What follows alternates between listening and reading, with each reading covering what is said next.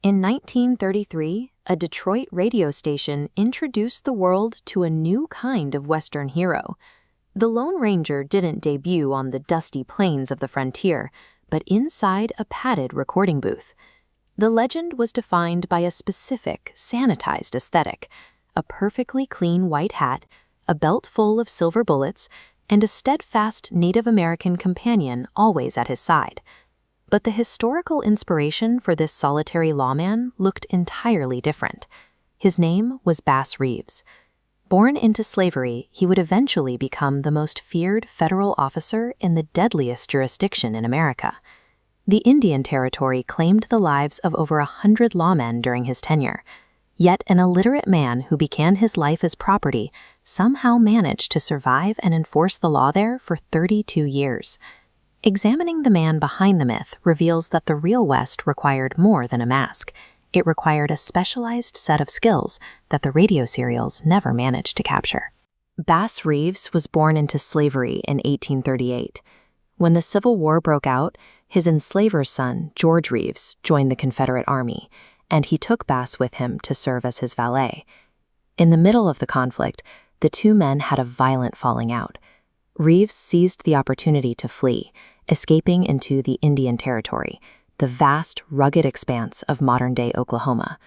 He sought refuge among the Seminole, Cherokee, and Creek nations. For a fugitive on the run, this was not just a place to hide, it was a classroom. Living with these tribes, he became fluent in multiple native languages and mastered the art of tracking across difficult terrain. He also spent this time perfecting his aim, turning himself into a remarkably consistent marksman.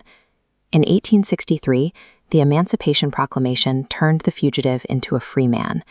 He left the territory to farm in Arkansas, but he frequently returned as a scout and guide for federal marshals. The skills Reeves gathered while hiding in the territory were the same ones he would eventually use to control it. By 1875, federal authority in the region was failing.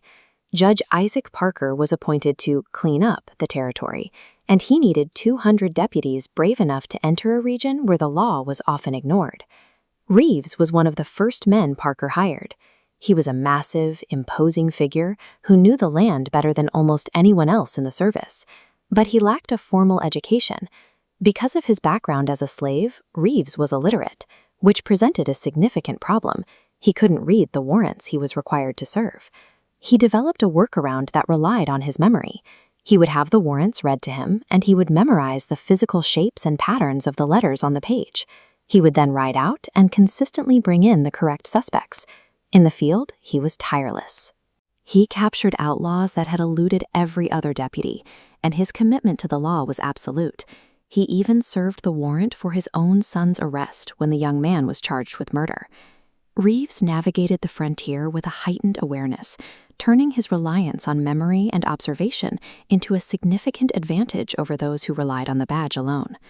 To understand the danger Reeves faced, you have to look at the mortality rate. Before Oklahoma achieved statehood, 120 federal officers were killed in the line of duty in the Indian Territory.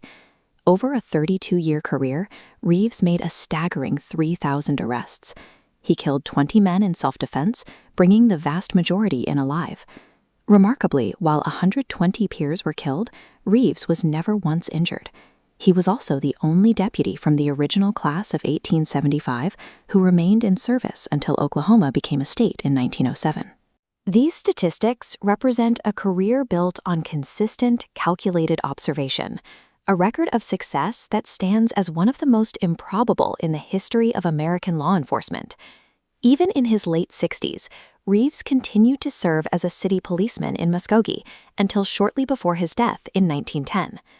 For decades, the public was sold a simplified, masked fantasy of Western justice, but the truth of the frontier is far more compelling. American history doesn't need to be fictionalized to produce a hero. Bass Reeves was a trailblazer who brought order to a lawless region using resilience and intellect, forever redefining what it meant to be a lawman in the American West.